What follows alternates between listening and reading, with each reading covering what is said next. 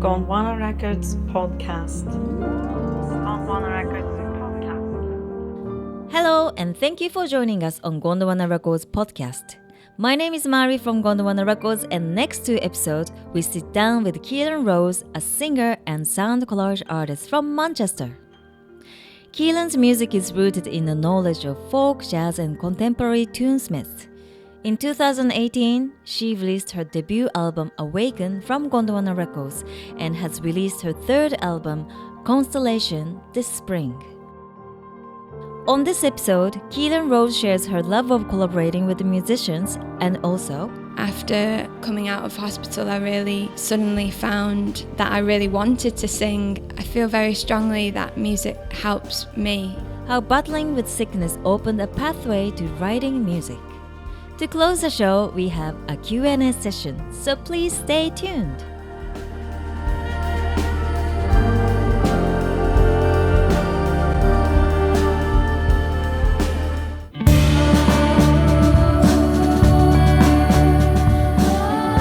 I think I need to start with correct pronunciation of your name because I'm not really used to the spelling of your name and if I'm pronouncing your name right. Could you please talk about your name? Yeah, sure. So my name is Caoilfhionn Rose. It's much easier to say than it looks, I guess. Yeah, my mum is Irish and that's where the name comes from. Yeah, she purposefully called me Caoilfhionn to have an unusual name and succeeded in that, I guess. So it's quite important to me really to keep that as my artist name because it's sort of true to my roots, and the name Rose is named after my granny Rose, who's my Irish granny. Right, beautiful. Are you born in Manchester or what's your background? I was born in Manchester and I've lived here most of my life now. Yeah, I had a stint in Newcastle where I went to university, but yeah, I've grown up here and I've immersed myself in the music scene here, and really, I do love Manchester.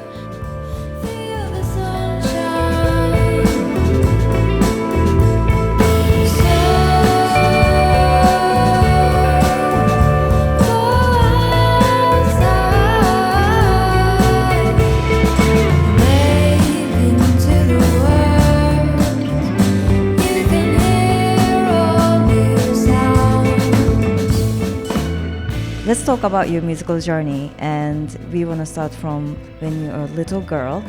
What was your first memory with music?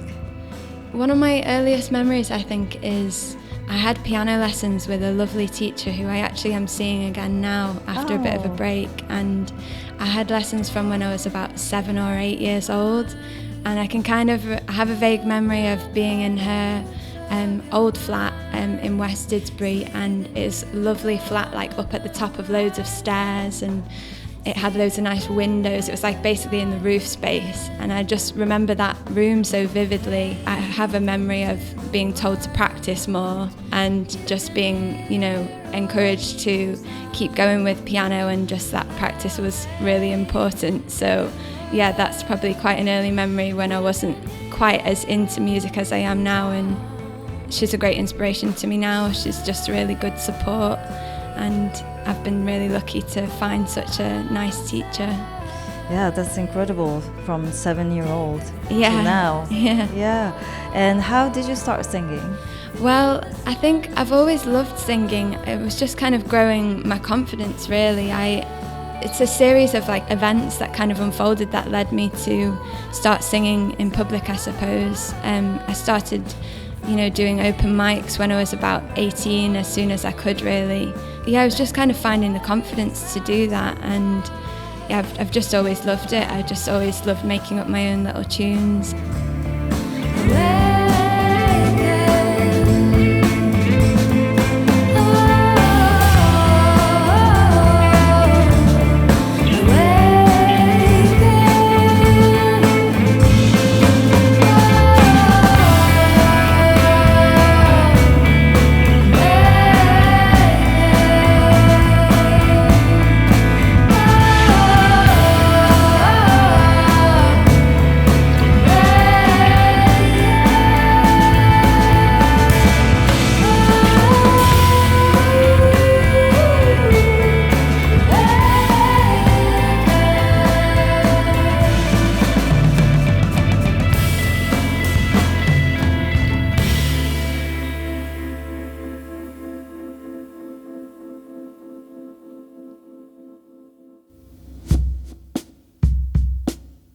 Gondwana Records podcast. How about other influences or inspiration for you to be really into music? Was there music in your house, or were your parents listening to music? My mum always listened to lots of traditional folk music, and that was always playing, and she actually has a lovely voice too. She loves singing and just encouraged that in me, really. And my dad is a massive fan of jazz music and everything kind of obscure, and you know, he loves lots of different types of music, really.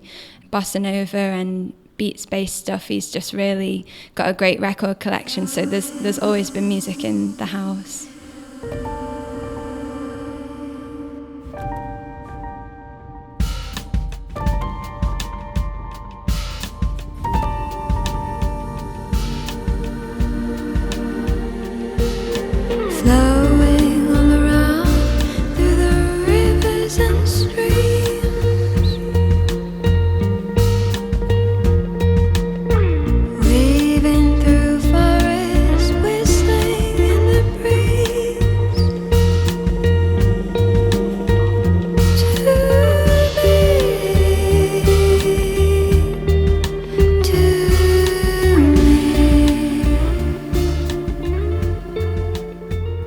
I actually really wanted to study art when I was younger. Like, I always drew lots of pictures, and I was obsessed really with drawing when I was a kid. But what I found music really then, it was probably, I guess, when I was about 17, when I wasn't very well, and that led to me really discovering like the healing powers of music. And I sort of rediscovered my iPod back then and like reconnected to lots of music that I'd been collecting on that, and then just got completely immersed in it. And I found writing my own songs on the piano was a real kind of release for me, and I started doing more of that. Yeah, probably when I was about 17 I started writing my own stuff. And after I did A-level music, and I didn't have such a great time on that course. It wasn't the most inspiring of courses, but because I had this really encouraging piano teacher, she just really helped me keep that interest and spark alive in writing my own stuff and learning music and learning pieces on the piano. And it kind of all interwove and led me to writing and making my own tunes. Your piano teacher really is a key person for your life. Yeah, absolutely. Music. And I still, like I say, I still have lessons from her again now. I'm kind of trying to brush up on my classical playing, and she's helping me with that. And she's just a good friend apart from anything else, like really a good support in my life. And I really, I feel very grateful to know her. You mentioned that you discovered your iPod? Yes. What was in the iPod? Oh, well, one band that really comes to mind at that time was a band from Brighton called The Mummers, and I'd first heard them on the Jules Holland show, and I was really captivated by the singer Raisa Khan Pani, and I loved her whole demeanour. She was just really enchanting on stage, and I loved her voice, and it was quite theatrical sound, like quite orchestral and poppy, but really sweet, and I just loved the magic in that music. So that was definitely one that was on my iPod that I reconnected with after kind of losing that for a bit. Any other silly music in the iPod? Silly music? I don't know. I have a really eclectic taste, I guess. I've always loved lots of different stuff. I can't really remember what was on it. I don't think I had even that much on it, but it seemed like a whole world to me because I hadn't been well and I was rediscovering everything on there. So it was really, really exciting. Right. Could you talk to me a little bit more about the healing power of music? That, I mean, you're actually unwell, and the music really helped. Could you tell us more? Yeah.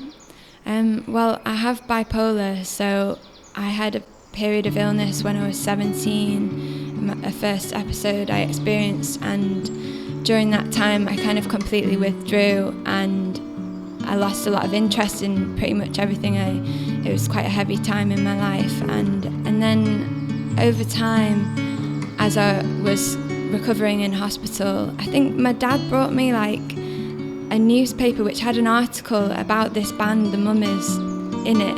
And it was a really sad article. It was that one of the players had actually died, and I think they were disbanding, and it might have even been the obituary for this Mark Horwood, who was a key member of the band. And it really, like, something about reading that really triggered something in me. It just kind of, I don't know, I think it just made me think about life and music, and I became interested in music again. That's like a core memory. I just remember picking up my iPod again, and it was a totally new thing to me.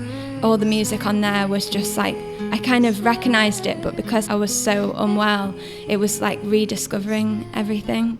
Yeah, it kind of led on from that. Because I had been unwell, I took a year out after my A-levels once I'd caught up.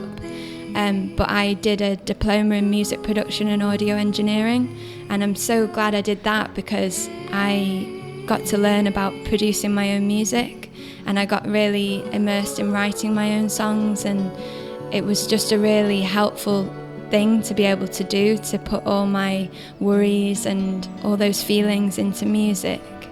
So yeah, it all sort of led me, being unwell actually pushed me more in a pathway of music, to be honest, because I gained confidence then actually. After coming out of hospital, I really suddenly found that I really wanted to sing, and I was really sparked and interested in writing my own songs. But time has moved on, life is no longer quite as easy.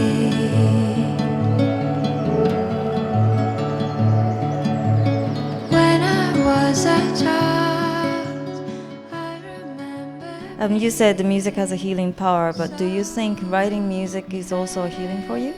Yeah, definitely. The actual process of writing music makes me I get completely lost in it, and it just really excites me. I think the possibilities of what you can create, it's just endless, so it makes me feel really alive, and just reminds me that there's a lot to be done and a lot to be said and a lot of sounds to create. I feel very strongly that music helps me. It's definitely a big source of solace, and yeah, it's just a really beautiful thing.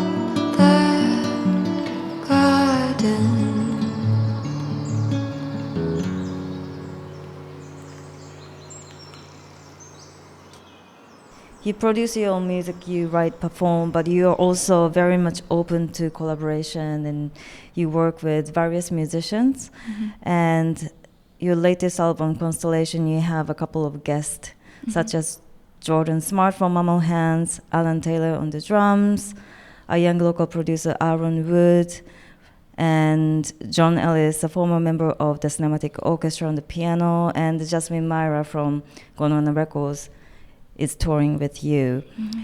What do you think made you want to be so open, or have you been always like that? I think music has always been quite a collaborative thing for me. I started out just making little demos myself and kind of trying to find as many different sounds as I could, and then discovered, working with other people and getting their character in the music as well is really exciting. And just the process of working with other people, because it can be quite a lonely pursuit, I think, writing.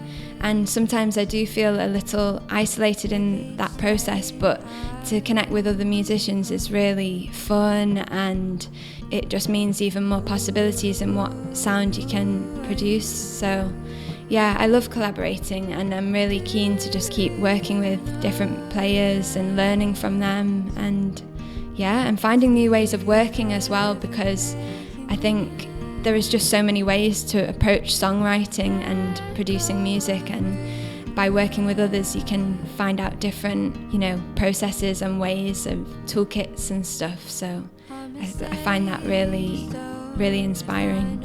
In 2018, you released Awaken from Gondwana Records, then Truly in 2021, and this year you released the latest album, Constellation, and it is your third album. So you have a lot of experience, and looking back, what do you think is the best decision you made to be where you are now? I'm really grateful to be working with Gondwana Records. I think they've really nurtured me and helped me kind of unlock some direction and drive in myself. Because I think before I met Matthew Halsall, I was producing my own little EPs, but I didn't really see the future of music. I knew I wanted to study it, and I went to Newcastle Uni to study music, but I didn't really know what was out there for me with that, whether it would be performing or teaching, or I kind of was just continuing on that path because I love music and I didn't have much expectation. But I think working with Gondwana Records has been really inspiring, and all the people I've met through that, and all the opportunities I've got in the music I've made, and the people I've worked with, and where I've got to go and play.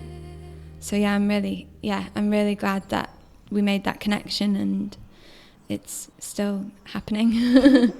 You said that you met Matt through your first EP, putting them online. Did you know Matthew as a musician, or did you know the label before, or how did it start for you?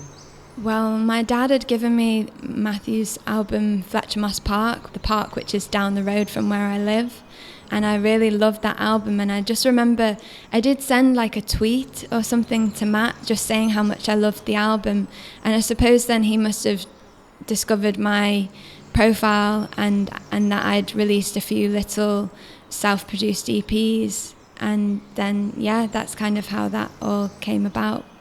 Wow. It's very serendipitous. Yeah, that's a beautiful story. Did he come to your gig, or how did this happen? I think we had a bit of a message exchange online, and he had bought my EP off Bandcamp, I think, and then I think he saw that I was playing in a local cafe, because we turned out that we lived quite close to each other.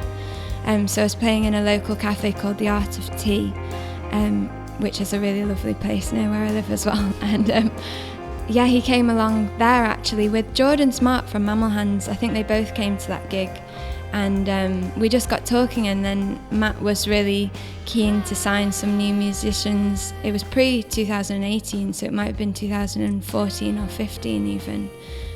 We just got talking, and he was really keen to see if I was interested in making an album, which I very much was. It's cool that you actually expressed yourself saying, hi, your music is amazing, and that one tweet really changed your path. I suppose reaching out and just connecting to people, other musicians, is a really powerful way to get to know people and establish, a creative partnership and stuff like that.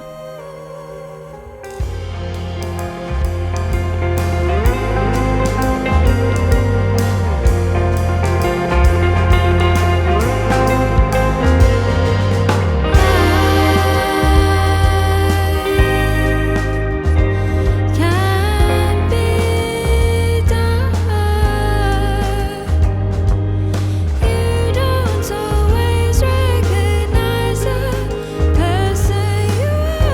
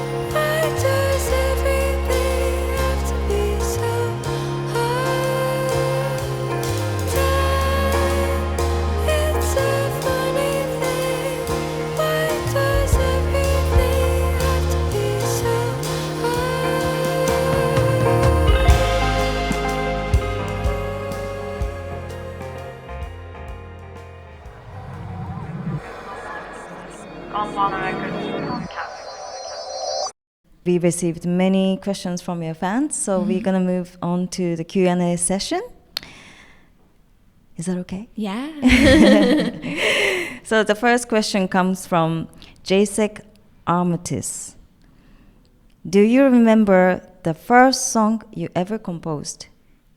I mean, it's not a song that ever saw the light of day, but I had a song called User Loser, which was my little pop ode. It was a complete, it was kind of a rip-off of Avril Lavigne. And that's my earliest memory of a song I wrote. I think I wrote a whole album because I've definitely still got the notebook that I compiled all these lyrics. Yeah, it wasn't anything I'd ever want anyone to hear. Well, were you a fan of Avril? I was a big fan of Avril Lavigne, yeah. Was she inspired you to write? I suppose so, yeah. At that time I was probably about 15 or something. But yeah, one of the earlier songs I recorded was that Daydreamer EP and all those more experimental demos when I finally got into music production. Okay, thank you. Okay, next question comes from Miguan88. What are your biggest challenges as an independent artist in the music industry? Challenges. Yeah, I guess it's just keeping your your confidence intact, and I kind of have a problem with worrying what everyone thinks of me, and that's quite difficult when you're putting out your own music and it's out there for everyone to kind of judge, and you're being very vulnerable with personal lyrics, and it feels difficult. I struggle with kind of wanting to let people into my world and sharing, but then not sharing too much because, you don't know everyone who's listening to your music, and they're never going to really know who you are, I suppose, some of these people. So it's just kind of striking a balance, I guess, with feeling comfortable in yourself, and I have a lot of self-doubt and have to get through all that. It's a work in progress, I guess, and music helps anyway because I love making it, so I won't stop that. I don't think it's just trying to keep that alive, and that's really important to me. To me, vocalist is a really challenging role because you're singing. I think I could be wrong, but if you're playing an instrument, maybe you can hide behind the instrument, but vocalist is very naked, but you still wanted to sing and you didn't want to be just stick with the piano. Why you wanted to sing? Words are important to me, and communication and spreading positivity and optimism, and so I love singing, and I love that the actual process of singing. It allows me to get lost in the music, and playing the piano I do have that feeling as well, but there's something about saying words and what that brings up and where you go to in your mind when you're singing a song that you really feel. And so I've not thought about that too much. Funnily enough, I actually want to write more kind of instrumental music and challenge myself to write more intricate underlying parts. But I think the singing is where more of the detail in the melody is for me at the moment in the music I make. So it's something to think about, I suppose. Well, I think everyone likes that you sing. I think that we had so many questions coming in regarding your lyrics. So everyone really enjoy your messages, and we'll talk about that more. But there are a few questions from fans about your song called Fireflies. Shockingly to the max. She says, what was the inspiration for the song Fireflies? It is a very encouraging song to me, letting go of the painful past. Yeah, I suppose it really is in that kind of realm of trying to unstick yourself from difficult times, but also there's, in the chorus, it's definitely the kind of memory for me is embedded of being off on my busking travels and the fireflies, and so that it ties together that kind of pain from the past, but also looking forwards. And I just have this memory of the fireflies in a campsite in Nice, just all kind of flying around, and it was just so serene, and so that's kind of embedded in that song. And yeah, it is about looking forward with hope, you know, acknowledging the past, but kind of ultimately trying to move on. Thank you. Next question, and the last question for this episode, is from Andy Evans. I'd be interested in your musical inspirations, and who would you most like to partner with to record? Could be anyone. I'd love to record with lots of people. There's so many musicians out there that I'm a big fan of. I'd really like to work with Alabaster de Plume. Actually, that comes to mind because he's also quite collaborative, and I'm just fascinated by his processes in how he creates his music. I think he really intrigues me, and I love his words as well as his music.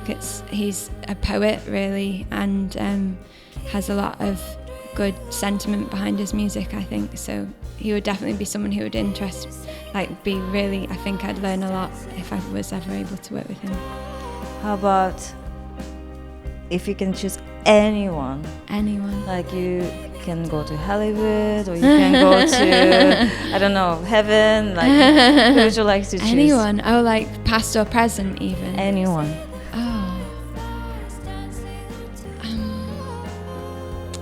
I mean, yeah, it's funny because I feel like I've got some collaborations on the go at the minute that are really like dreamy to me. Like I just love working with lots of different players, and so I've just got a mental block on that. Like Avril Lavigne, yeah. It would be interesting, I think. Yeah, it would be it would be different.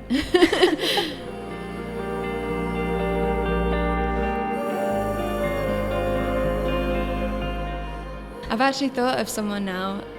If I could work with anyone, I would love to work with like Massive Attack. Like they're a mega band, and I think they've got a great message and all just so interesting, and their sounds, all that kind of like trip hop scene from Bristol, like as well, Portishead, they're really inspiring to me.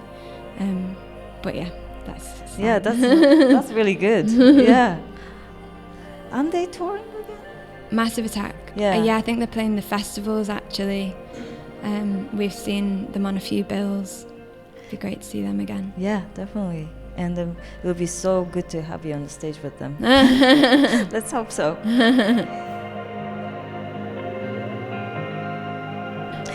Okay, so we're gonna close the session, and we're gonna move on to the second episode.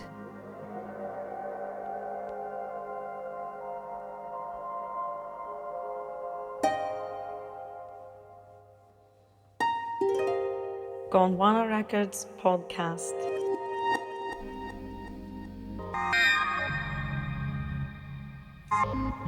Coming up next, in episode 12, we listen and discuss about Caoilfhionn Rose's new album, Constellation. Thank you for listening, and see you on the other side.